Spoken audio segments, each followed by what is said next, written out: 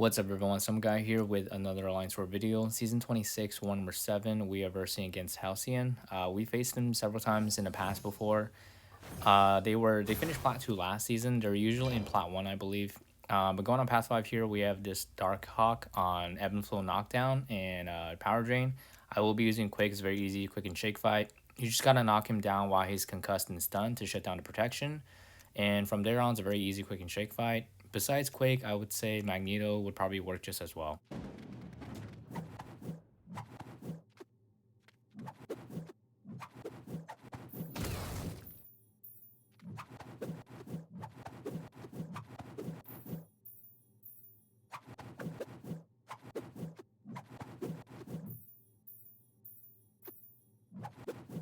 Right here, I think he throws a heavy attack in the corner here. I wasn't expecting it, so I did a heavy dex. I probably should have done just a heavy to evade it more smoothly, but either way, it didn't crit that much, and I was somewhat boosted, so it didn't hurt that bad.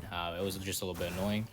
Moving to the next fight, we have this rank 3 Hitmonkey on Ebb and Flow Knockdown and Heavy Hitter. Very common placement. I've taken this fight many times on this node.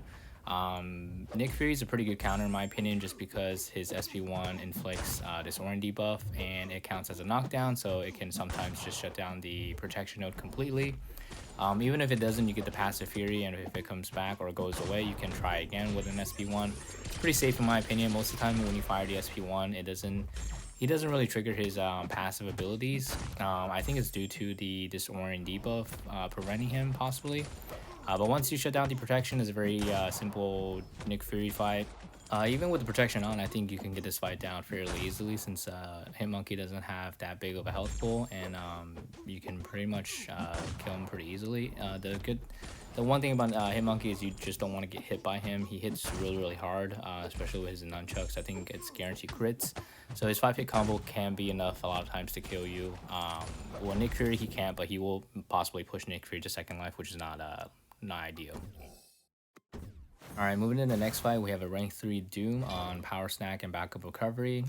This one is not duped, so I wasn't as worried about triggering Power Snack. I actually do trigger it, I think, soon. And then I just bank the precision buff from the dexing again, double dexing, whilst the cooldown timer is still on. Since he's not duped, he can't place a shock on you from nullifying your buffs from Power Snack, so I wasn't worried about getting shock debuff on me or anything. So once you bank your precision debuff from the double dex, you're pretty much set, and it's just a very simple quick and shake fight. Besides Quake, I'm sure Torch can do it as well. Torch, you just have to look out for the backup recovery. Although sometimes if you have max pacify on, and if you parry the opponent while they are at 50%, I think sometimes they can regen, and then with Torch, if you have enough debuff or incinerate on him, you can actually reverse the regen. So I've had that pretty cool interaction where he just drains his health down really fast, but not very common. Alright, moving to the next fight, we have a rank 2 Mortal on Mixmaster node, Aggression Prowess, and Power Focus 1. I think usually opponents place this defender here with also max stand your ground, so you can't as easily get him out of the power gain phase when he's backed up against a corner. I get really lucky here. I actually didn't know what was going on at first. I do trigger Mixmaster node a few times, and then I think his the Mixmaster evade also counts for his Astral evade, so I think he is supposed to put the degen on me, but I have the Nick Fury and Quake evade synergy, so I think I actually evade his Astral evade attack. So yeah, right there, it happened again. I think I do it one more time. I do use up all of it. At the time, I didn't know what was going on. I thought he was just evading, and then I just wasn't getting the degen. But I didn't realize I was also evading his counter attack. So that was a little bit interesting. I don't think this opponent is placed with a max stand your ground, or maybe I was just getting incredibly good RNG. I do get a nice intercept here, but I think right here, yeah, I get another sketchy intercept from the evade synergy from Nick Fury and Quake. All in all, it was kind of sketchy, but it worked out pretty well. I didn't intend to do all those evade on purpose, but it just worked out. I forgot about the evade synergy, to be honest. All right, moving to section 2, we have a Mojo on Ebb and Flow Intercept and Sadist. I will be using Torch again. I am saving my pre-fight for a mini boss later on in tier 3. So I'm just going to be taking this fight without the pre-fight. It can still be done as well. I only threw on, I think, health boost just because I didn't want to trigger protection against this guy since he is a large champion. And I do plan on intercepting him to shut down the protection so I could do more damage. And I think with the passive Fury, that's enough damage for me. Plus the Incinerates, that should be enough damage to take him down without boosting too much. I think I only threw on a health boost just to mitigate any damage from block damage from his SP1s and possibly any degen damage that if I do get that damage. So that's the only boost I will be throwing. I do get some nice light intercepts here, so it worked out pretty well. Sometimes it doesn't. But yeah, he's almost down, and this combo should just be able to finish him off. Alright, moving to the next fight, we have a rank 3 Immortal Abomination on Ebb and Flow Intercept and Redouble Determination. Very common placement. I pretty much take this fight almost every war. I threw on the plus 20 green boost. I usually do throw on another plus 15 orange boost for attack. But because I'm taking a Rage Mini in tier 3, I didn't want to wait out the orange boost timer just because my health boost would expire by then, and so I didn't want to reapply the health boost. So I just decided to go without the orange boost and just the plus 20 attack boost and health boost, or the attack plus 20 green boost with the health boost. So this fight does take a long time. This guy I think is running max limber maybe, or a little bit of a limber, and probably max willpower. This fight does take a really long time. I think it takes about 4 minutes for him to get him down. At one point I was somewhat worried about timing out, but I was keeping my eye on his health pool and or his health percentage and the timer and the war timer just to calculate in my head real quick and make sure I'm not going to be on track to timeout or anything. And most of the time it wasn't. I think I was getting close, but plus I think a lot of times towards the end assassin does kick in and helps because I have 1 point in it, so it does help somewhat towards the end to get him down. But for the most part, it's just a very long quick fight. I was a little bit scared quicking him at first just because I got hit, I think, last war from his light attack or medium attack, or him coming out of it, or me doing extra dex, and maybe I was just late or something. So I was a little bit wary about that. That might happen again, so I was playing pretty cautiously, trying to do the extra decks as fast as I can and get back into holding heavy most of the time. But for the most part, it worked out pretty well. It was just a really long, quick fight.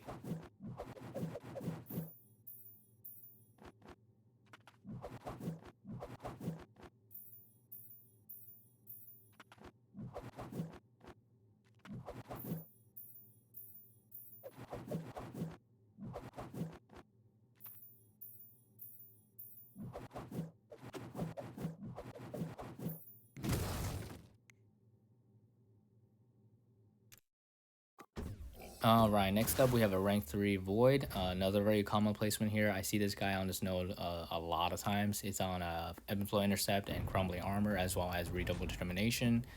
Even with the Redouble Determination, I am still going to be using Nick Fury. I get a nice intercept here, which is good. I just have to manage my combo well so that whenever his timer reaches, I am able to get rid of the debuff on me so I don't take that much damage.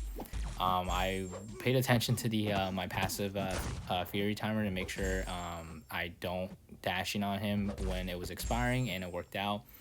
Just because he can come out of the stun here. I don't do a good job of keeping my combos that well. I think I do a good job in the beginning, and then at the end I kind of like, I just after getting some intercepts in, I just wanted to take advantage of the passive Fury, so I just threw away the whole combo thing. Yeah, well, right here is still good, so I still have the passive Fury. I also have to look out for his power meter, since Readable Determination can shoot up his power a lot, especially with all the bleeds that's on him and with my heavy.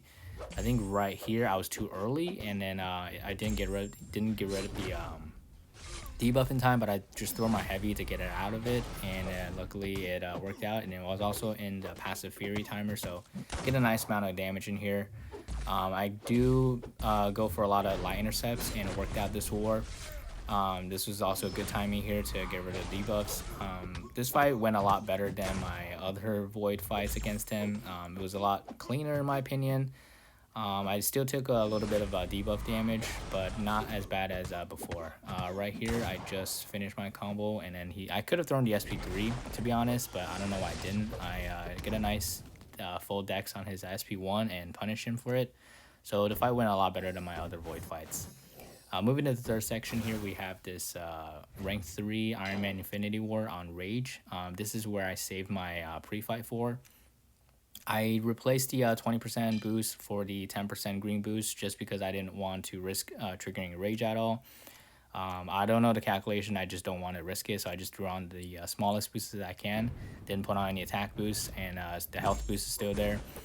Plan is just to get as many reparries, and then I'll counter his heavy. I was a little bit worried that my heavy crit was going to trigger Rage, but it doesn't, so which is good. Also, his first medium is a energy base, so I can build up my smolder, as well as I am also parrying his beam attack on his SP1, or his plasma attacking this SP1 to build up my smolder more. So this fight's going pretty well here. I am just making sure I'm countering his heavy with my heavy, even though I don't need to since he doesn't have that many armor ups passive armor ups. I was more worried about his end phase where he becomes unblockable and I'm sorry, not blockable. He becomes a auto block happy and also power gaining phase, but it worked out really well. I wasn't sure what happened. It could be maybe assassin. He just didn't trigger his armors at all, so it was really easy fight. And then plus all the power sting just did a lot of work. I probably could have dropped my SP3, but I just waited out for the damage to kick in, and he's down. We did get a little bit of boss action at this point. We have already lost a war. I checked to see how many attack bonuses left. Only one attack bonus left. But prior to our boss killer going in, we've already lost a war, so it wasn't that big of a deal. I just went in with Nick Fury. I'm not boosted or anything. I'm pretty comfortable taking Immortal. I'm sorry, taking M.O.D.O.K. It's just a lot of block damage that you'll be taking because of his auto block. Whenever his his force field goes away, you have about, I think, 7 seconds to get your hits in before it comes back again. I did throw a lot of SP1s to try and get my spacing and just try and push him away more, but I don't know if that was the right move, just because the Destroying debuff does give him a lot of willpower healing, but sometimes it works out. The Destroying debuff does prevent his force field from coming back, I think, sometimes, or I don't know, it worked out sometimes. I don't know if that's the right play. Maybe I should have saved my SP3 more. I know I don't want to throw any SP2s because I know if it crits, it probably will trigger protect even if I'm unboosted.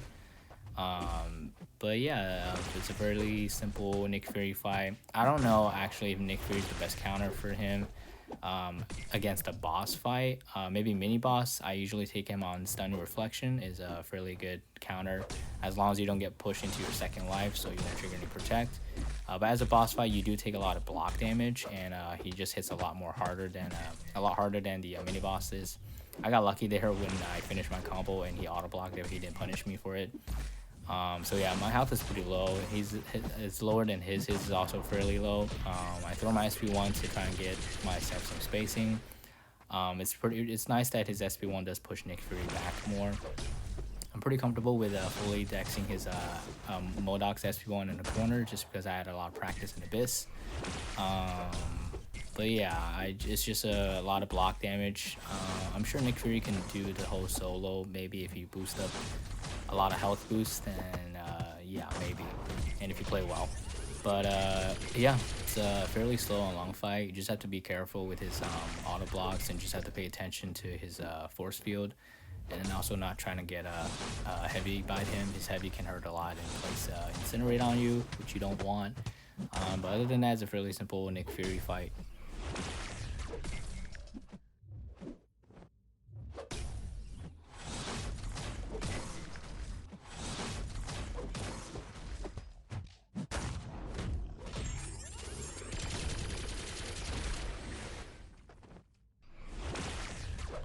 And yeah, he goes down with the last combo here just before I get into my second phase. That is it for me from this war. I was pretty happy with my performance. Unfortunately, we did lose this war. It wasn't too close of a war. I think we were pretty close for a while up until the end, and then we just started not caring about the death as much. This does push us down to 22nd place in Plat 2. It's going to be a little bit tough to climb back up to plat 1, but hopefully we can do it. That is it for me. Thanks for watching. I'll see you guys on the next one.